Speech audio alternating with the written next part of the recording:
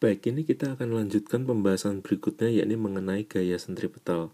Tentu kita mengingat pada saat kita belajar mengenai gerak melingkar beraturan, di mana ada suatu benda yang bergerak dalam lintasan melingkar. Nah, di sini arah kecepatan benda mengalami perubahan. Jadi, di mana kita dapat melihat bahwa kecepatan benda selalu berarah tegak lurus terhadap jari-jari lintasan. Nah, perubahan kecepatan dari benda ini, yakni dalam hal ini adalah perubahan arahnya, membuat benda yang bergerak melingkar beraturan ini memiliki suatu percepatan, yakni yang kita namakan percepatan sentripetal, di mana arah percepatan sentripetal tersebut selalu menuju ke pusat dari lingkaran gerak benda. Nah, kita sudah belajar pada materi mengenai hukum gerak Newton, di mana percepatan benda adalah sebanding dengan gaya yang bekerja pada benda tersebut. Jadi, pada benda yang bergerak melingkar, ada gaya-gaya yang memiliki arah menuju ke pusat. Nah, gaya-gaya yang bekerja pada benda yang bergerak melingkar dan menuju ke pusat lingkaran ini kita beri nama sebagai gaya sentripetal. Sentripetal arahnya adalah menuju ke pusat. Jadi ini semacam gaya total pada benda yang sedang bergerak melingkar.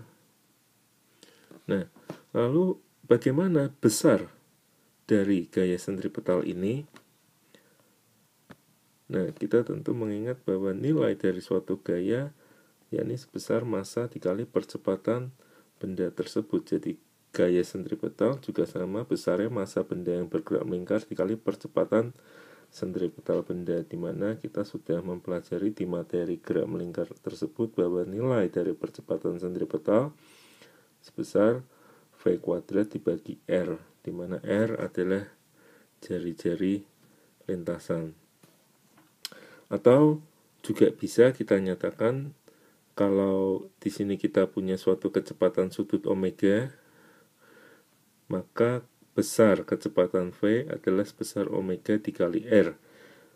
Jadi ini juga bisa kita tuliskan di mana nilai V-nya kita ganti sebagai omega kali R, maka besar gaya sentripetal juga dapat dinyatakan sebagai massa dikali kecepatan sudut kuadrat dikali R.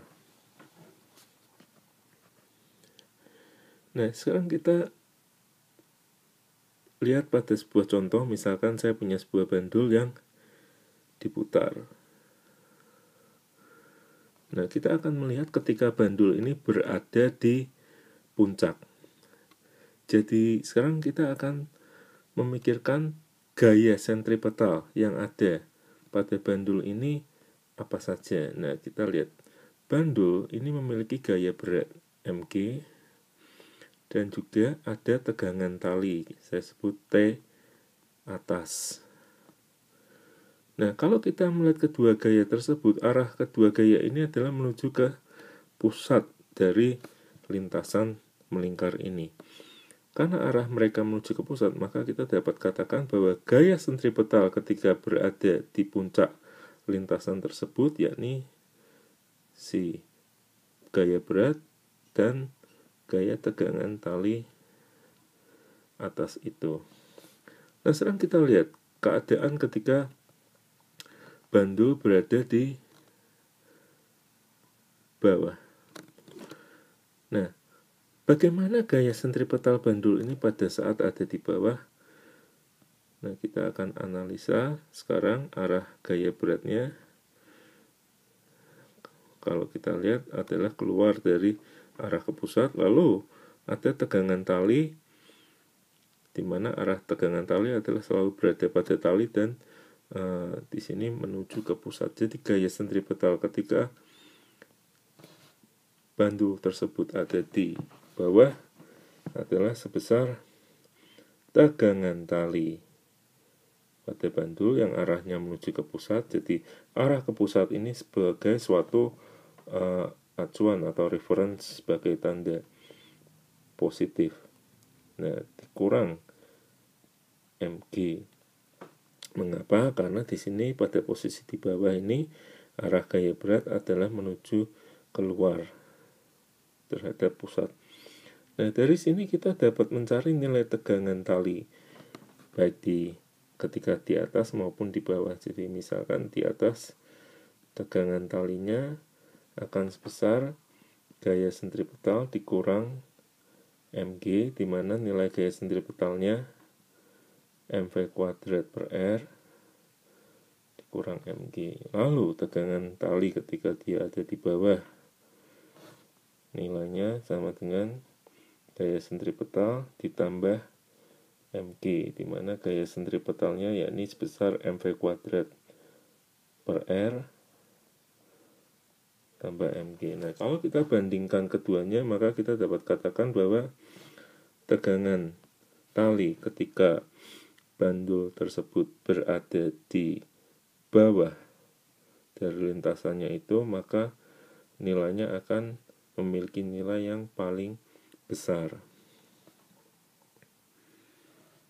Nah, sekarang kita coba tinjau keadaan misalkan ada sebuah benda yang sedang bergerak pada lintasan lurus. Nah, kita mengingat bahwa pada benda yang bergerak lintasan lurus ini gaya normal yang dikerjakan oleh permukaan lantai sama dengan gaya berat. Di sini kita tidak ada gaya-gaya lain, gaya luar. Nah, namun kalau misalkan kita bayangkan kita sedang melakukan suatu perjalanan lalu melewati sebuah bukit. Nah, bagaimanakah gaya normal ketika ada di puncak bukit tersebut? Nah, kita bisa bayangkan bahwa bukit ini merupakan suatu bagian dari kelengkungan sebuah lingkaran, di mana ada suatu jari-jari kelengkungan. Lalu kita kalau melihat mobil ini, dia punya gaya berat dan ada gaya normal.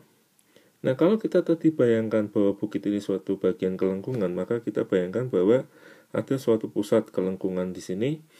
Jadi, gaya sentripetal saat mobil ini berada di puncak bukit adalah sama dengan mg dikurang normal. Nah, jadi dari sini kita dapat menghitung bahwa gaya normalnya sama dengan gaya berat dikurang gaya sentripetal.